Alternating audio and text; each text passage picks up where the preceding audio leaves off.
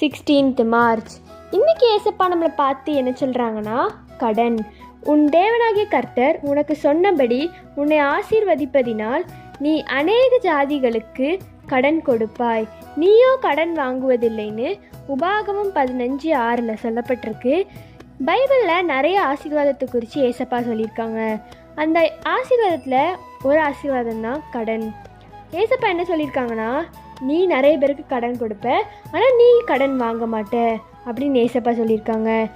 நிறைய பேர் கடன் பிரச்சனையால் இருக்கலாம். இன்றைக்கி ஏசப்பா உங்கள்கிட்ட தான் சொல்கிறாங்க, உங்களை கொண்டு நீங்கள் நிறைய பேருக்கு கடன் கொடுப்பீங்க. அந்த மாதிரி ஏசப்பா உங்களை மாற்ற போகிறாங்க. இந்த வசனத்தை நம்ம கொஞ்சம் டீப்பாக பார்த்தோன்னா, கடன் கொடுப்போம், அதாவது இந்த வசனத்தை நிறைய பேர் பார்ப்பாங்க. அப்போ எல்லாரும் கடன் கொடுத்தோன்னா கடன் வாங்குறதுக்கு யாருமே இருக்க மாட்டாங்க. அப்போ கடனாளிகளாக யாருமே இருக்க முடியாது.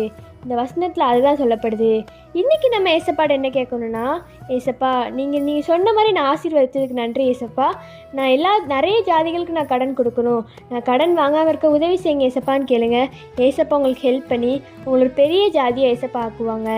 By truth of mercy, have a blessed day.